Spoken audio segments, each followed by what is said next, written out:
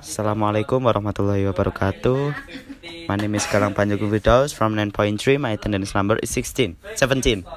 In December 2016, Edgar Emwelch drove 6 hours from his home to Washington, D.C., where he opened fire a pizzeria with an assault rifle. He had previously read an online news story about a restaurant being the headquarters of a group of child abusers run by Hillary Clinton. He decided to investigate for himself. Fortunately, no one was hurt. The story about Hillary Clinton is one of the most famous examples of the growing phenomenon dubbed fake news.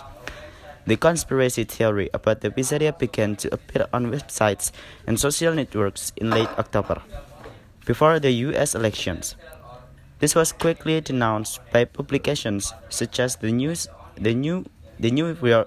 York Times and the Washington Post.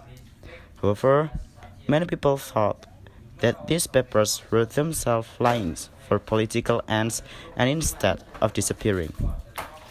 The fake story snowballed. Tweets from Representative Stephen Smith of the 16th District of Georgia claimed that the mainstream media were telling falsehood.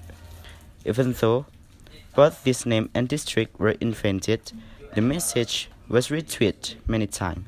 A YouTube revelation of the New York Times article got 15,000 hits.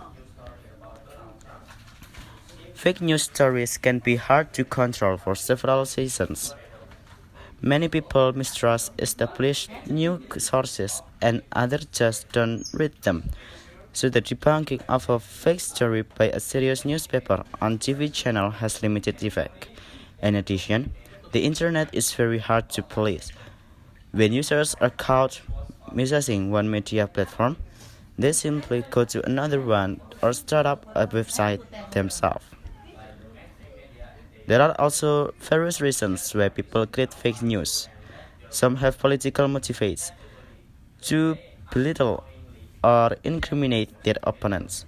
Other websites, like The Onion, deliberately publish fake news as satire, humorous comment on society and current affairs. Another group is in it for the profit. Many people clicking on entertaining fake news stories can bring in a lot of advertising revenue. One man running fake news sites from Los Angeles said he was making up to 30,000 US dollar a month in this way.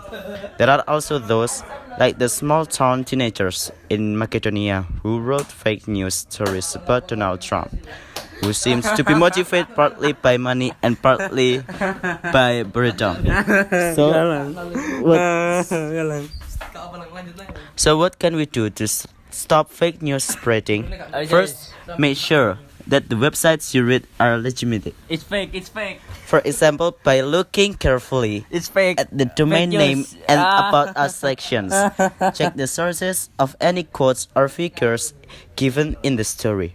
Remember that amazing stories about famous people will be covered by the mainstream media if they are true.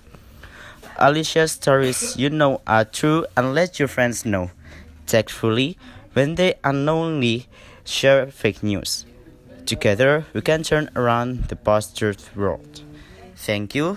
That's all from me. Wassalamualaikum warahmatullahi wabarakatuh.